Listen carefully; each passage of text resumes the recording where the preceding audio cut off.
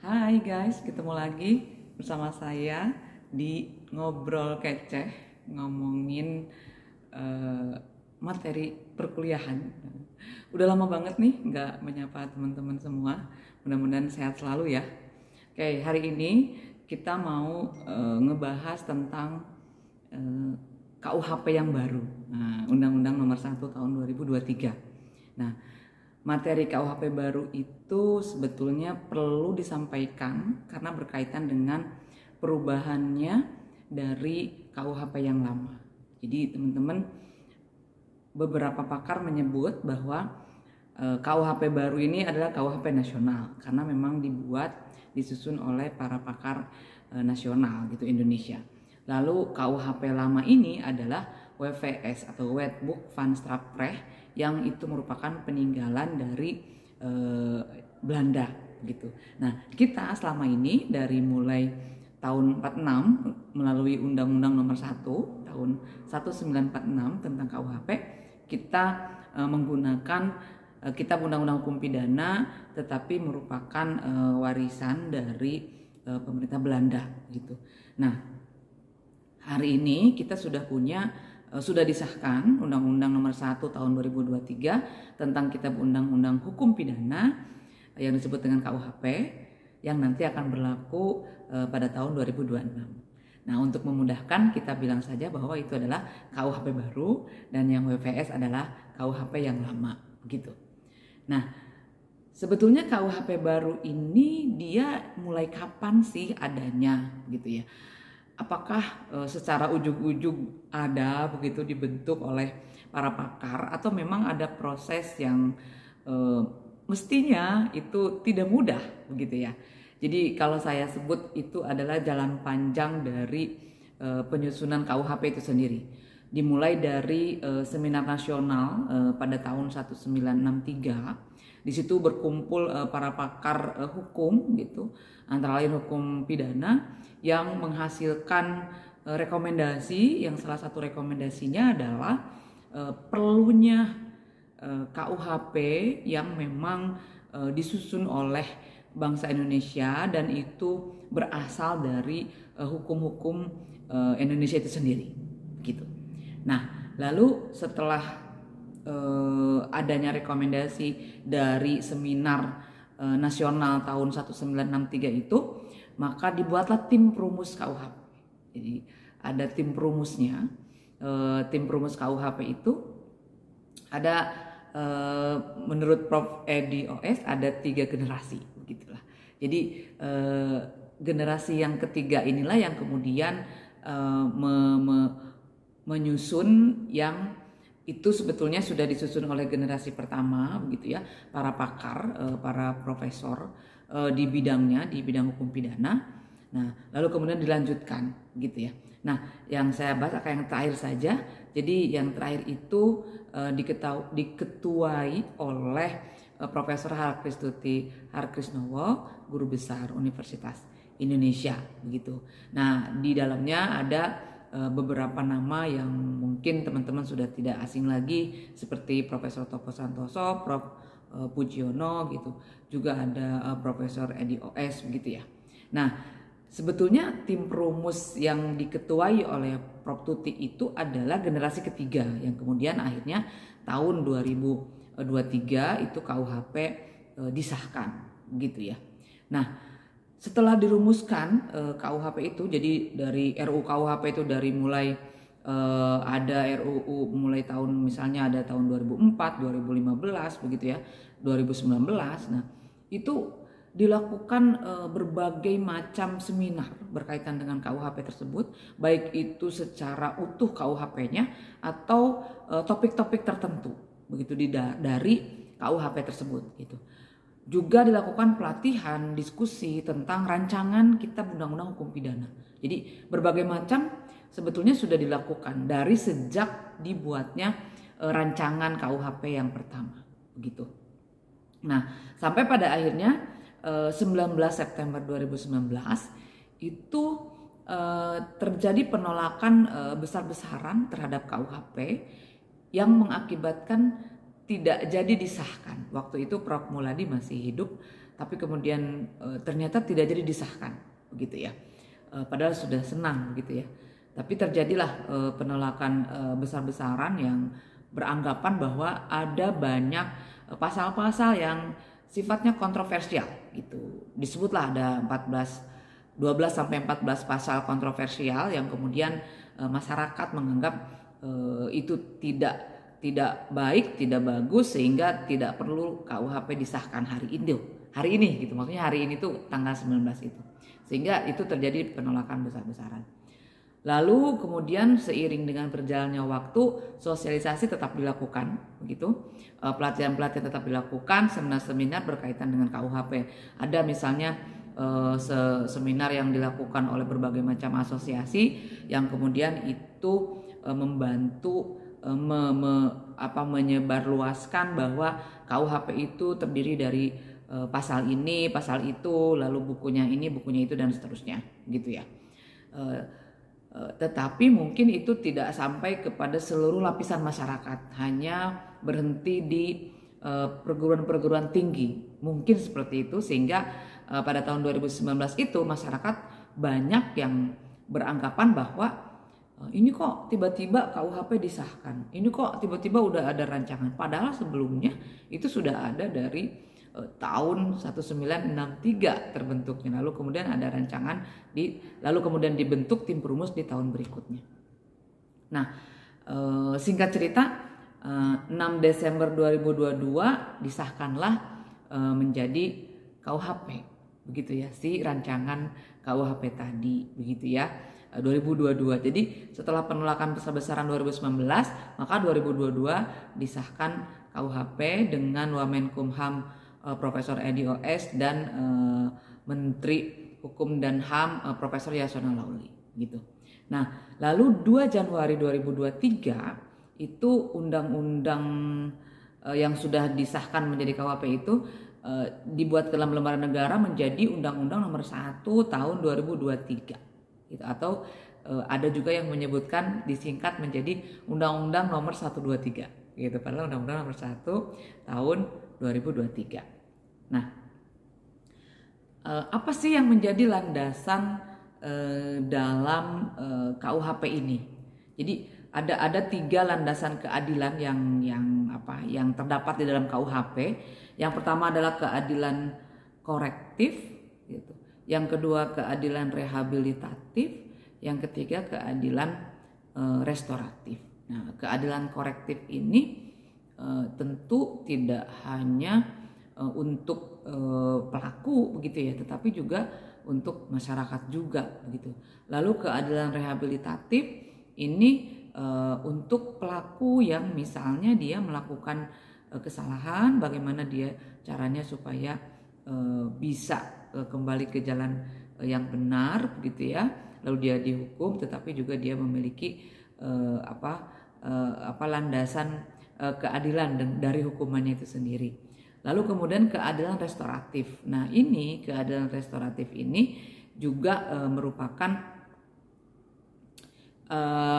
salah satu keseimbangan yang ada di dalam KUHP, karena keadilan restoratif artinya adalah keadilan pemulihan. Berarti yang mau dipulihkan itu adalah bukan hanya pelaku, bukan hanya masyarakat, tetapi juga korban, gitu, korban kejahatan. Karena KUHP itu sendiri kan berisi tentang peraturan-peraturan yang mengatur apakah perbuatan ini jahat, apakah perbuatan itu dilarang, gitu, apakah perbuatan itu melawan hukum, merugikan masyarakat, dan seterusnya, gitu.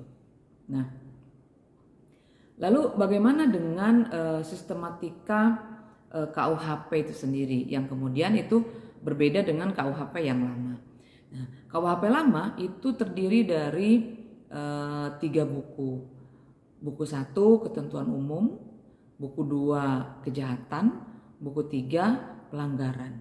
Nah, ini berbeda dengan KUHP baru, karena KUHP baru hanya terdiri dari 2 buku saja. Buku 1 aturan umum, buku 2 tindak pidana.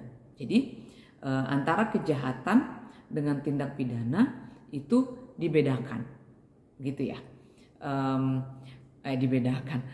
Di dalam buku KUHP lama, kejahatan dan tindak pidana itu dibedakan. Kejahatan dan pelanggaran, ini dari tadi belibet banget saya. Kejahatan dan pelanggaran itu dibedakan. Kejahatan di dalam buku 2, lalu pelanggaran di dalam buku 3. Nah, kalau KUHP yang baru itu hanya satu saja, yaitu tindak pidana.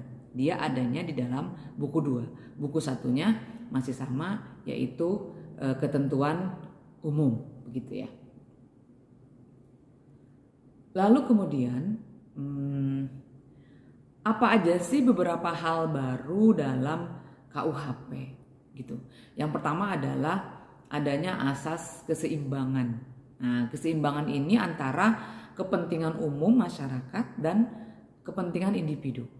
Nah, ini yang kemudian berbeda dengan KUHP yang lama gitu. Karena tadi ada keadilan rehabilitatif, ada keadilan korektif, dan ada keadilan restoratif. Lalu yang kedua, hal yang baru itu adalah berkaitan dengan pengakuan terhadap hukum yang hidup dalam masyarakat, yaitu pasal 2 ayat 1. Nah, ini kan KUHP itu terkenal banget dengan yang disebut asas legalitas, hanya mengakui hukum yang tertulis saja. Nah, tetapi dalam KUHP yang baru itu terdapat pasal yang mengakui hukum yang hidup dalam masyarakat. Dan hukum yang hidup dalam masyarakat itu adalah hukum adat, gitu. Hukum adat kita tahu tidak ada hukum adat yang tertulis, gitu. Pasti hukum adat itu tidak tertulis. Artinya ada pengecualian di sini berkaitan dengan pengakuan terhadap hukum adat, hukum yang hidup dalam masyarakat, gitu. Lalu di KUHP yang baru juga disebutkan alasan pemaaf dan alasan pembenar gitu. Ada pasalnya, pasal 40 sampai 44 itu alasan pemaaf, alasan pembenar pasal 31 sampai 35. Nah, yang berbeda adalah alasan pemaaf ini dan pembenar ini dia langsung menyambung dengan pasal sebelumnya. Misalnya alasan pembenar itu berada di bab tindak pidana, dan alasan pemaaf itu berada di bab pertanggungjawaban pidana. Nah, dan itu secara teori memang berkaitan gitu. Karena yang dibenarkan itu kan perbuatannya, yang dimaafkan adalah orangnya atau kesalahannya. Sehingga lebih mudah sistematika di dalam KUHP yang baru. Lalu juga diatur mengenai pertanggungjawaban pidana korporasi. Nah, ini untuk mengakomodir berkaitan dengan berkembangnya subjek tindak pidana. Yang tadinya hanya orang, barang siapa melakukan apa maka akan diapain. Nah, ini sekarang nggak hanya orang, nggak hanya barang siapa, tetapi juga korporat atau korporasi bisa dimintai pertanggungjawaban pidana. Nah, lalu kemudian di KUHP yang baru ini ada juga diatur mengenai tujuan pemidanaan. Nah, ini tujuan pemidanaan dan juga ada pedoman pemidanaan, dan ini merupakan hal yang baru yang tidak ada di dalam KUHP yang lama begitu. Nah, sebetulnya tujuan pemidanaan itu disebutkan pencegahan, rehabilitasi, penyelesaian konflik, pemulihan keseimbangan, dan penciptaan rasa aman dan damai, penumbuhan penyesalan terpidana. Nah, ini yang kemudian tidak ada dalam KUHP yang lama gitu. Apalagi disebutkan di situnya penyelesaian konflik, pemulihan keseimbangan, dan penciptaan rasa aman dan damai. Nah, ini yang kemudian menjadi salah satu hal baik yang diakomodir dari budaya ataupun kultur masyarakat Indonesia itu sendiri. Karena masyarakat Indonesia menyelesaikan konflik bisa dengan musyawarah mufakat begitu. Lalu kemudian pemulihan keseimbangan dan untuk menciptakan rasa aman dan damai. Nah, sebetulnya KUHP baru ini merupakan cara berhukum yang baru gitu kalau menurut saya. Dan itu merupakan sebuah tantangan gitu. Bagaimana kita nanti tahun 2026 menggunakan aturan-aturan ataupun pasal-pasal yang memang dibuat, disusun sekian puluh tahun dari tahun 63 begitu, yang kemudian sampai 2022 baru disahkan. Nah, itu menjadi pegangan ataupun pedoman bagi aparat penegak hukum gitu. Artinya itu adalah cara berhukum yang baru, walaupun mungkin tidak semuanya baru begitu, tapi yakin pasalnya baru gitu. Setidaknya pasal pembunuhan bukan lagi 338 begitu. Artinya kan berarti ini memang betul-betul harus kita pelajari terlebih dahulu sebelum nanti diimplementasikan. Nah, selain tujuan pemidanaan yang tadi juga ada di KUHP baru itu pedoman pemidanaan, tadi saya sudah sebutkan. Nah ini pedoman pemidanaan ini nantinya digunakan oleh hakim begitu untuk bisa melihat bagaimana menyelesaikan konflik gitu ya, itu dengan melihat berbagai pihak, bukan hanya melihat si pelakunya saja, tetapi juga harus melihat korbannya, kondisinya seperti apa, lalu masyarakat juga situasinya bagaimana begitu. Nah itu semua harus menjadi pertimbangan hakim, karena itu menjadi pedoman. Misalnya bentuk kesalahan pelaku, kemudian motif dan tujuan dari pelaku gitu, sikap batin dan lain-lain. Dan yang baru adalah ada pemaafan dari korban misalnya, lalu pengaruh tindak pidana terhadap korban.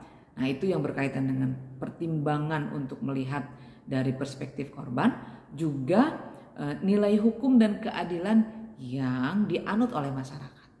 Karena ini juga berkaitan dengan bagaimana misalnya sebuah tindak pidana itu menimbulkan kegaduhan di dalam masyarakat.